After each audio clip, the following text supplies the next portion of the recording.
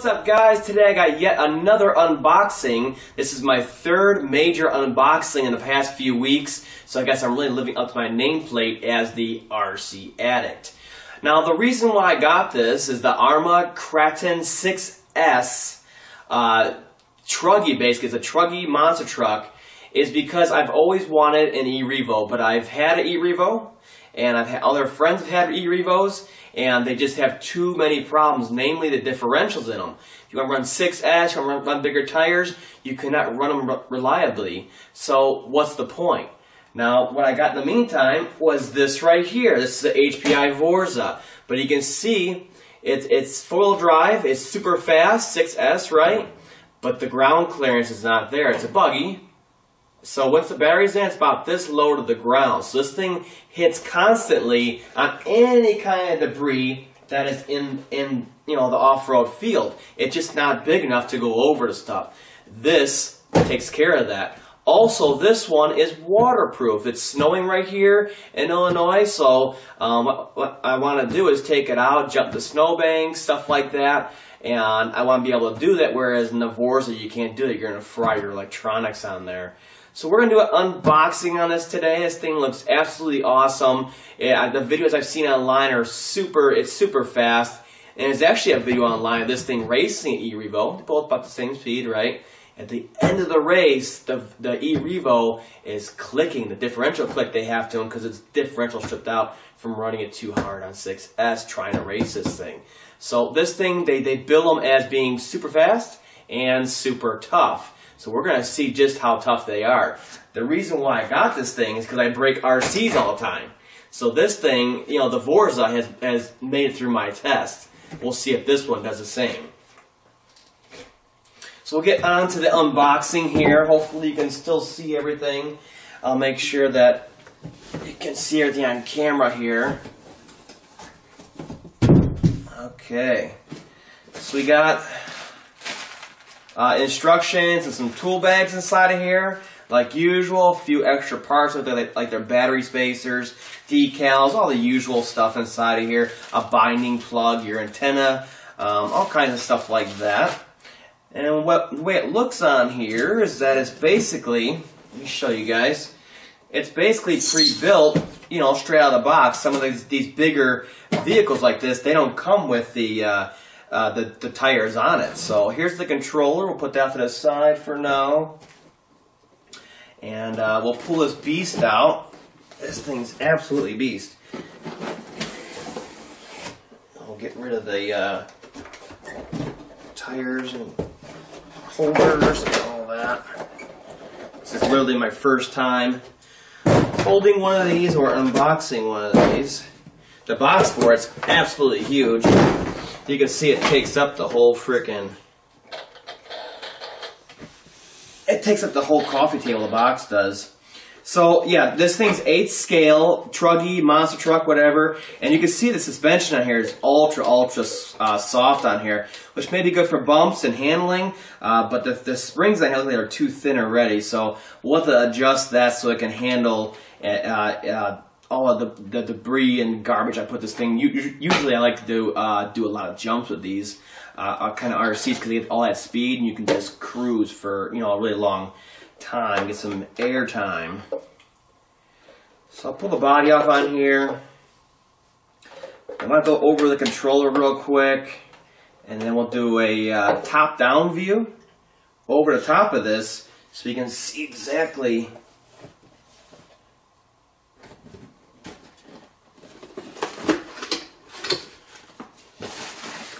Alright, let's get this controller out of here. Dogs are already flipping out and running away. It's that menacing looking. Alright, so the controller on here reminds me of one of those Fly Sky controllers. Those really cheap controllers.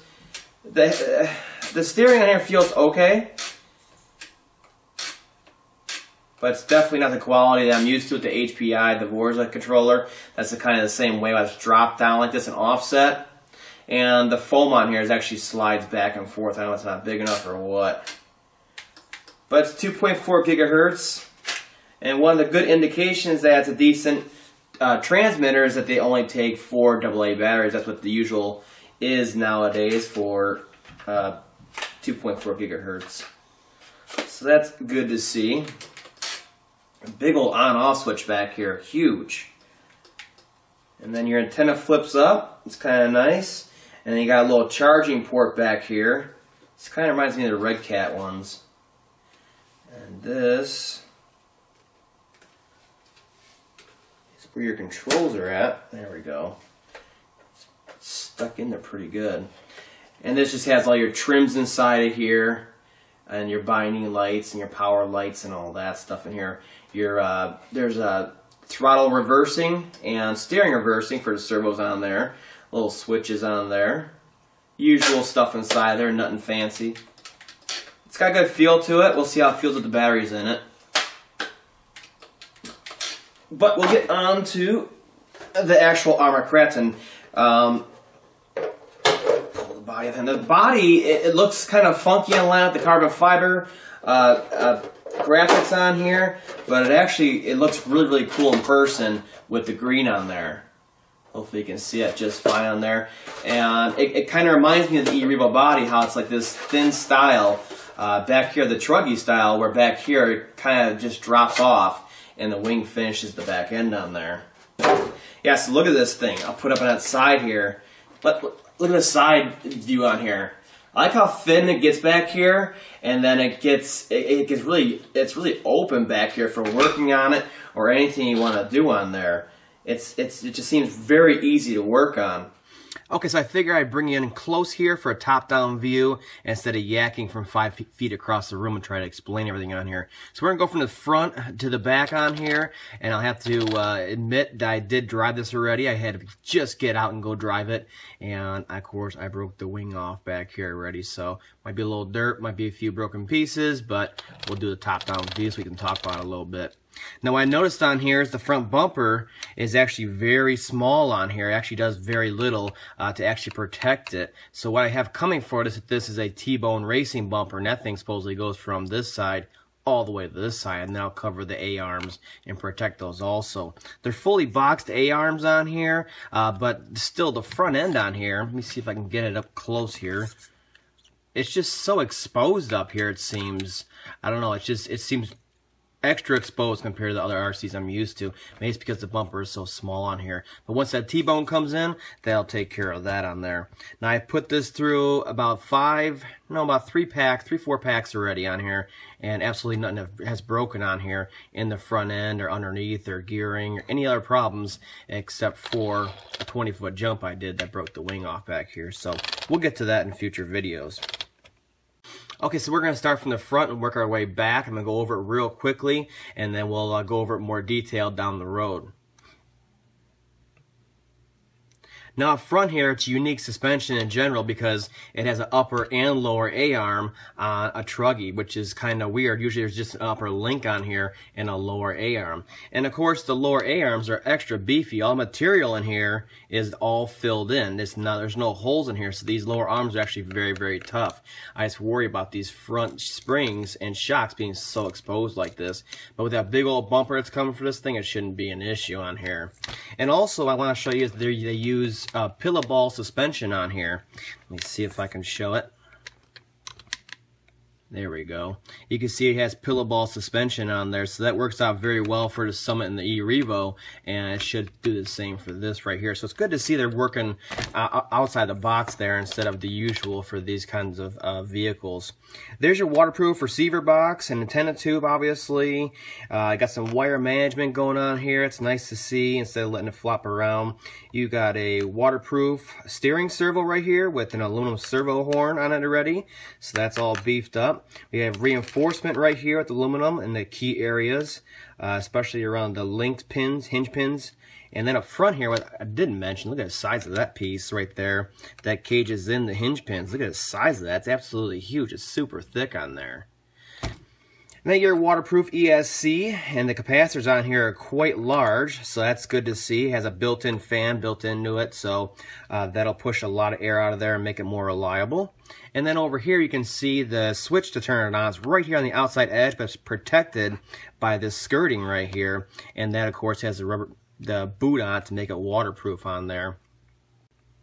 Also, the skirting up here is nice and high, so this hopefully will keep a lot of dirt out of here, and this thing's kicking it up over here. Probably the most innovative feature is this right here. It's a roll cage built to match the body, so it supports the body here, here like usual, and then of course back here.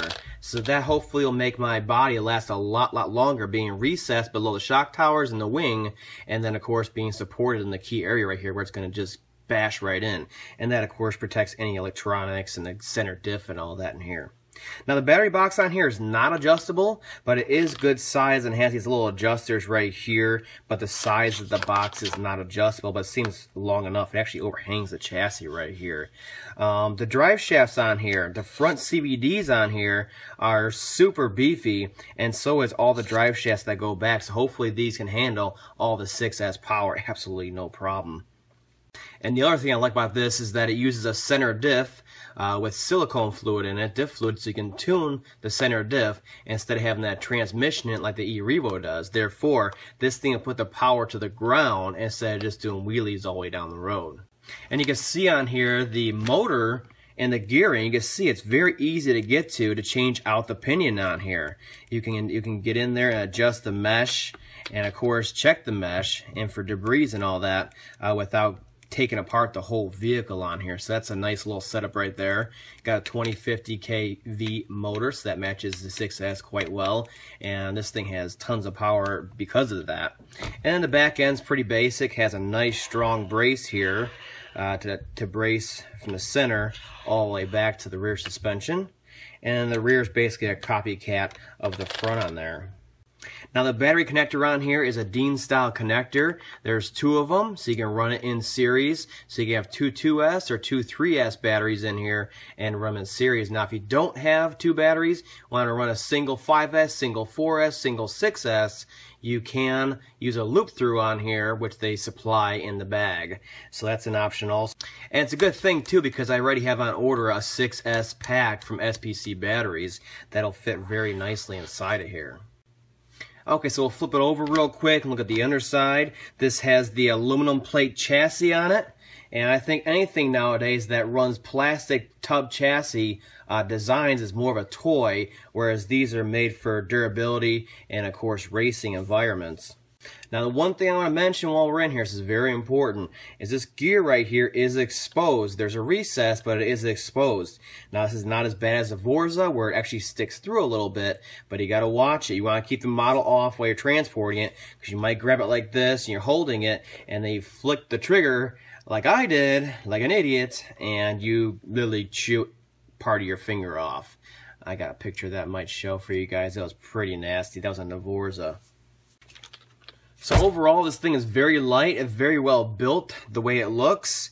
And from running it 3-4 times already, this thing is super fast, and it's just built like a tank, but it doesn't have the weight of a tank, so it just flies, and it soaks up the bumps like you wouldn't believe, like an actual monster truck, without having that super high ground clearance. So it's extra stable also.